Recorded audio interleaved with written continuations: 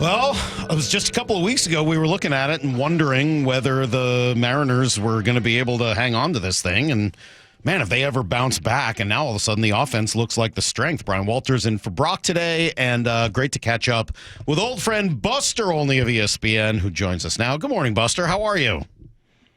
I'm doing great. Good to talk with you again. How's it going? It's going good. The ups and downs of a baseball season, right? I mean, you haven't been on a – when was the last time you were on a beat, doing a beat every day? Beat every day, 2001 Yankees. Wow. But I think that to your point about, sort of the ups and downs, that's the American League this year. Yeah. Like it feels like there are a lot of teams that are kind of in the middle, and you're going to have ebbs and flows and streaks and, some up and down. And to me, it's almost a little bit, the American League is like flipping a coin over and over and over again, where you're going to have your little runs of 4 straight heads or 4 straight tails. Because all these teams are pretty close together, generally speaking. Well, the Mariners are clearly in that boat. Honestly, 2 weeks ago, I was looking at this going, I don't know how this is going to work. The offense was back to being anemic, and the pitching staff had been even up and down. And now, watching them go, I mean, not against bad teams. They go to Chicago, and they beat the heck out of a really good Cubs team. What do you make of this Mariners team in general? I think that they're among. I mean, I do believe that there are just so many teams in the middle, and they're almost to the point of hard. It makes it hard to define them all. Like, what are the Boston Red Sox, who you just saw in Seattle? Mm-hmm. What are the Toronto Blue Jays? I think the Mariners actually have one of the better chances to break out of that pack. Because of their potential ceiling for their pitching once they get that in order, because of the fact that their centerpiece star is having the greatest season that we've ever seen from a catcher in the history of baseball. A month ago I would have told you that there was no chance anyone was going to compete with Aaron Judge for the MVP award, but Cal Raleigh, it's crazy how great he is right now. We're comparing him with the likes of Roy Campanella and Johnny Bench and Yogi Berra, and you're going through, and the numbers for him are favorable. So how relevant is his position to an MVP conversation? Because I think any debate that goes towards Cal, you've got to value the catcher spot, right? Much in the same way that I think that, Shohei Ohtani got extra consideration because he was a two-way player, mm-hmm. because of the importance of, this was his impact as a pitcher, and here his impact is as a hitter. In the same way, not only is Cal, doing what he's doing offensively, putting up these crazy numbers, we're wondering if he's going to finish the year with 55 or 60 home runs, but he also is considered, as you well know, one of the elite defensive catchers in baseball, someone who, is the backbone of what they're doing with their pitching staff. So it absolutely is a factor, to the point that, as I said a month ago, I thought the MVP race was over. I mean, Aaron Judge is arguably the greatest right-handed hitter that we've ever seen. He's putting up unbelievable numbers, but the fact that Cal Raleigh is doing it as a catcher, it is going to give him an extra consideration, just as shortstops historically have had that benefit of the doubt when it comes to MVP voting, just as Shohei Ohtani has, mm-hmm. as a two-way player. When you, with your time around the game, and being around all the teams you've been around, how much time does a catcher need to dedicate to catching / managing a pitching staff / calling a game, and how much less time do they get to prepare offensively for a series? And I think that's especially an important question because he's a switch hitter, which adds another layer of preparation that he has to do. Look, when Buster Posey, who is someday is going to get voted in the Hall of Fame, was playing with the Giants, because there's such demands on his time, he got his regimen down to 10 to 15 swings before the game. By the end of his career, he could figure out, I got to save my energy. I have to be in these meetings. I have to prepare. How can I make that work while getting some batting practice to maintain my swing? The other day, I was looking for JT Realmuto. As you know, he's been for years considered one of the preeminent catchers in baseball, and I went to find him in an interview that had been arranged. And JT, as I walk up to the locker, he's got his head buried in that place, and he's got a bunch of charts in front of him, and he's getting ready for that, that night's game, and preparing to, the scouting report against the New York Mets. And it's much more extensive now than it was when I first started covering, because they have a lot more information they have to sift through. That is a huge component. And as I say, then you factor in the fact that he's a switch hitter, because through the years covering switch hitters, they talk about how different each swing is and the work that you have to do on each side to maintain that. It's an incredible workload, and he's playing just about every single game. It is pretty remarkable, and I'll just ask, is there any chance that helps, that it takes away the opportunity to overthink the offensive side of the game? I think that just depends on the players. As you, I'm sure, have had conversation with players who will tell you that they wanted as much information as possible. Max Scherzer is someone who's like that, and then there's some players who don't want the information. And I haven't specifically asked Cal, which way he prefers to go with that. But geez, I always loved hearing the stories of players when, they're in games and a teammate figures out what the pitcher's tell is. His glove's a little higher on the breaking ball and a little lower on the fastball. And some hitters are like, I don't want to know. I mean, Jose Altuve during the sign stealing scandal with the Astros told his teammates, don't tell me the signs. Don't bang the trash can when I'm at the plate. I don't want to know any of that stuff. I just want to react. So I'm not sure exactly where Cal falls on that spectrum. Hey, Buster, I'm curious. You mentioned the switch hitting and the workload that they go through. Do you find it that, like let's say Cal Raleigh, do you think they almost take half the reps on each side of the plate, or are they kind of doubling up on their reps so they get the same amount of reps on each side of the plate that like a normal lefty would get on that side? Like how does that workload go for switch hitters? Does it vary, depending who you are? And that is, it's a great question, and it has changed through the years. When I first started covering the sport back, in the Ice Age, switch hitters typically would go through a progression where most of them were born as right-handed hitters. They became left-handed hitters like Pete Rose because his dad wanted him to do that. And then over time, because they had far more reps against right-handed batting practice pitchers, they became better left-handed hitters. In the last 15 years, more teams travel guys who control left-handed BP. It gives them a better opportunity, I think, to maintain the swing than, say, when Eddie Murray, who's one of the greatest switch hitters of all time, he would struggle to get reps in BP against left-handed throwers. That's not as much of an issue anymore. And it really comes down to, what Cal feels like he needs. There's some hitters who just love swing after swing after swing after swing. That's what Aaron Judge did early in his career. Mookie Betts did that early in his career. And then as time goes on, they figure out how to, maintain that swing with a far less number of reps in the cage, especially because they're going to get worn down over 162 games. Buster Olney with us here from ESPN. So my favorite day in the sports calendar's coming up a little over a month before the trade deadline. This is one of the big reasons to get a chance to talk to you today. Let's start. We've been talking rentals. What is a rental going for this year? Is that market up, down? How much do you got to give up for a 2-month rental? So it looks like it's going to be a seller's market because there are so few available players that are going to be in the marketplace. In the past, by the time we got to the trade deadline, you might have a third of the teams that they were sellers, a third of them might hold, and a third of them might be buyers. This year, there are so few sellers, it's crazy. And part of that is the mediocrity of the American League that we've been talking about, with a bunch of teams, bunched together. And the other thing is that a lot of the teams that we know are going to be sellers, the Marlins, for example, the Colorado Rockies, the White Sox, the perception of other teams is they don't have much to sell. Like, you can call the White Sox and ask about Luis Robert, their center fielder. He's batting under 200.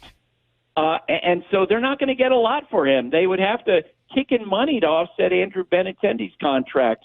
From the Mariners' perspective, it's not quite clear exactly what's going to be available to them. Let's say that they want to get a first baseman. If the Arizona Diamondbacks, who have just had this incredible wave of injuries affect their roster, if they decide to become sellers, then someone like Josh Naylor would make a lot of sense. I think the Orioles will trade Ryan O'Hearn, who is going to be a rental. He's having the best year of his career. But the return is going to be higher than normal because there's just so few players available. And you can bet that the teams that actually have players to sell, like the Orioles, are going to hold their prices high right up to the deadline. How about the Twins?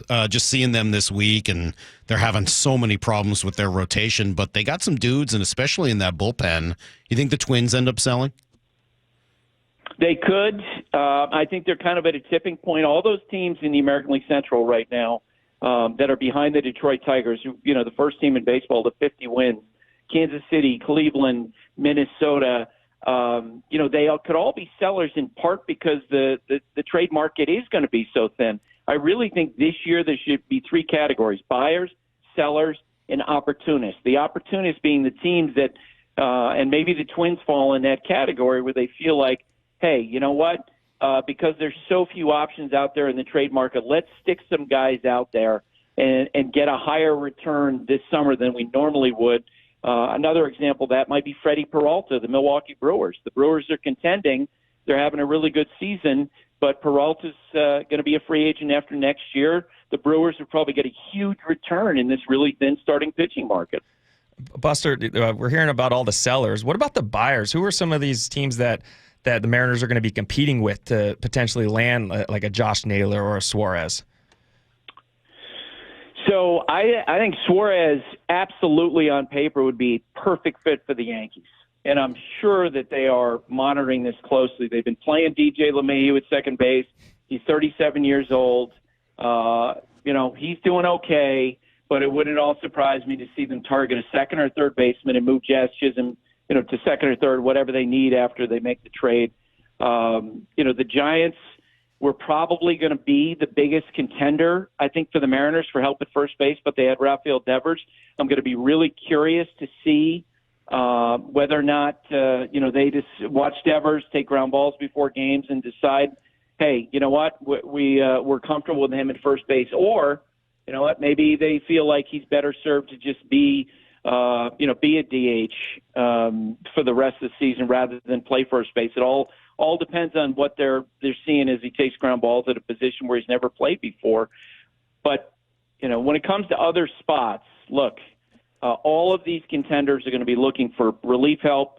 It feels like every year the teams that are serious about making the playoffs, winning the division, add a reliever. They add a starting pitcher maybe, and they're going to be plucking over the same rosters, which is why the Arizona Diamondbacks are going to be like the baseball's buffet table if, in fact, they decide to become sellers, because teams are looking at them and saying they've got a lot to offer. Well, and the Mariners may have a lot to offer back, right, with this farm system that is not just deep but also top-heavy. I mean, I kind of just keep looking at this team, and as I said, 2 weeks ago, if you were on with us, Buster, I would have been having a very different conversation. I have been up and down all over the place on this team, and I have no idea what they're going to do next. They could win the next 10 in a row, they could lose the next 10 in a row, and I have no clue. Yep. But I completely agree with you, which is why I think, I think that they can distinguish themselves. Right now, in the American League, the Tigers are a great team. That is a fantastic team, and they've got the best pitcher on the planet, Derek Skubal. They're going to be in the playoffs. The Tampa Bay Rays are probably the second best team in the American League right now. They are playing great. They're like 23 in 10 in their last 33 games, averaging 6 runs a game. Their third baseman, Junior Caminero, is killing it. Underneath those two teams, there's a lot of teams that are similar, and a lot of teams where you could paint a reasonable path through a generally mediocre American League into the World Series. But none of them, not like the National League. None of them can roll out this starting rotation that the Mariners do, and it's not even just top heavy. Exactly. It's just the every single day element of it. So what if you were to take two really good prospects and another decent one? What if you took Harry Ford, pitcher Ryan Sloan, and someone like a Tyler Locklear, who'd be sort of the third type of prospect in that, and tried to turn them into 3 players? What if you target both guys from Arizona? And what if you turn to the Twins and say, hey, we'll give you Ryan Sloan for Yohan Duran for the next few years and take that contract, which is about to go up, off of your hands and the debt that the Twins are in? What if you were to add 3 players? How are you then in that conversation with the upper echelon of the American League? Yeah, without getting into specifics, because I couldn't give you the value of those prospects in the eyes of the Diamondbacks or the Twins. Right. But your general point, I completely agree with, which is that at the trade deadline, these teams are all so close together in the American League, you can separate yourself with the right deals, with the right moves at the right time. And I do think I share your vision about the Mariners having a potential, especially in a short series in October, where they could distinguish themselves against a team, whether it is the Yankees, the Rays, the Detroit Tigers, because of the dominance of the rotation. And again, you have a guy, Cal Raleigh, is adjusted OPS plus right now is 202. And to put that into perspective, that's higher than anything Johnny Bench ever did, higher than Berra, Campanella, Gary Carter, Mike Piazza, up and down the line. He's having the greatest season ever for a catcher. You realize that he has actually DH'd fewer games this year than Aaron Judge? I didn't know that exact number, but it doesn't surprise me. And you guys know how it goes. I mean, the fact that he got paid, I think just makes it easier for total buy-in, right? Where if you're him, you're like, okay, I know where I'm going to be. I got paid. Let's go. And there might be a cost to that in 5 or 6 years. I mean, that's what happened to Johnny Bench. He was catching 140 games a year. He wound up moving to third base at the end of his career. But for now, no one cares about that. We just care about how great he is. So the other side to this, too, is if you really want to be a World Series contender, it can't just be Cal. You need Julio to be this player that we all expect him to be, want him to be. This isn't a shot at Julio because his defense has been Gold Glove caliber. His WAR is way up there because of that and because of his base running. But watching him every day, you're not seeing that superstar quality. Is there anything? I don't think it's physical because the guy's got all the traits. How hard is it for players? And I know there's no one answer here, but when you've got sort of dynamic duos and one side of that duo starts overperforming, how hard is it for the other side to keep up with it, if that makes sense? It just depends on the individual personalities, right? Some players will feed off each other. I mean, the probably the most famous duo in baseball history would be Mickey Mantle and Roger Maris in 1961. And by all accounts, they were incredibly supportive of each other. There are other times where guys are jealous of each other. I don't have any indication, if nothing, that that's the case with Julio and Cal. I've seen quotes from Julio where he's incredibly supportive and talks about he's talking about Cal for MVP. Mm-hmm. But it can. In some respects, I mean, managers will talk about how players will sometimes get into the box and they will look up at the scoreboard and they'll want to end an at bat as soon as possible because they don't like the numbers on the board. And there's an anxiety, there's an urgency that can set in. I think eventually, as we've seen, generally speaking, through his career, as the summer goes along, he seems to get better. And, Mark Teixeira, the longtime, all-star first baseman, was known historically as a slow starter in his career. And he told me, earlier this spring, and I called him about Julio, and I said, what do you make of, a slow starter like Julio? He said, well, what I learned about myself was I had to relearn how to hit every year. And it sounded kind of, he said, I know that sounds crazy for a guy who, played in the big leagues a long time, but that was my process. Other guys, will wake. Jose Altuve, you're going to wake up at 82 years old. He's going to hit a line drive over shortstop. Certain guys are different, and I think Julio just maybe over the course of the year he gathers momentum. Something we saw from Julio last night that we've seen very few times in his career is sacrifice fly. He had 2 of them last night. Do you think that's kind of a good sign for things to see? Maybe a little more of a situational hitter. And I know he's been kind of knocked him on, chasing balls out of the zone and really trying to do too much. Yeah. But when you see him really settle and hit a couple big 2 sacrifice flies, get a couple RBIs, what should we make of that? Or are we just kind of overplaying it a little bit? The first thing I thought of when you mentioned that was the fact that probably after the game, Edgar Martinez was dapping him up, because that would have been Edgar Martinez's approach as a player, to be more of a situational hitter. And I think coming into the year, when you heard Edgar was taking that job and Kevin Seitzer working alongside, that there would be more of a situational approach. And players, they can change over time, but it does take time as a hitter. It's not something that happens overnight. This Seitzer guy's a riot. I really enjoy Kevin Seitzer. I remember him as a player. I mean, this is a guy who replaced George Brett, right?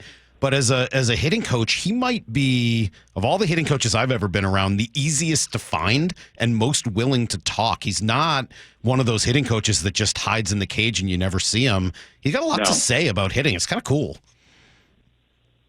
He is. I've always enjoyed talking with him. He's obviously incredibly knowledgeable, and I think he and Edgar are the same in this regard, is that they are just so calm. And that's the way you want your coaches to be. The worst coaches that I've seen in my time covering the sport are the guys who can run hot and cold on players. These are, I think Kevin also has an absolutely bottomless pit of empathy, because he knows how hard it is. The guys are going to go through long stretches, and he's going to be the same personality the other day. That's what I've always heard about Edgar. I spent a lot of time when Alex Rodriguez and I worked together on Sunday Night Baseball. I mean, as you guys know, Edgar is Alex's hero in his life. Like, he loves Edgar, and the stories about Edgar and how even keeled he was, doesn't surprise me that he and Kevin are working well together. You ever miss doing the beat? You said since 2001. You ever miss covering one team every day? Yes, there's something that's really cool about that, because you're building on conversation versus, my job on Sunday Night Baseball now, I'll drop in on Saturday and you see a whole new group of people, and that's neat. Mm-hmm. But there's nothing like being in a beat and seeing the daily soap opera play out 162 games. It's a lot of work, though. It's a lot of work. Super fun. It's super fun. Buster, we appreciate it. Thanks so much. We miss you. Haven't talked to you in a while, so we'll try to make sure we do it again. But thank you so much. We really appreciate it. All right, guys. Always fun. Take care, Mike. There you go. Bye, Buster. There's Buster Olney, who is one of the deans of the whole baseball business, and want to come back and react to some of that. I think there's a lot in there, and echoing a lot of what we got from Passan just a day ago in terms of where this trade deadline goes. But you got an opportunity to be aggressive, and I know what Jeff said. I'll replay the sound here in a few minutes about, hey, you gotta prove that you're worth it. I don't know whether I can look at 10 games and say that's enough, but I'm getting pretty darn close.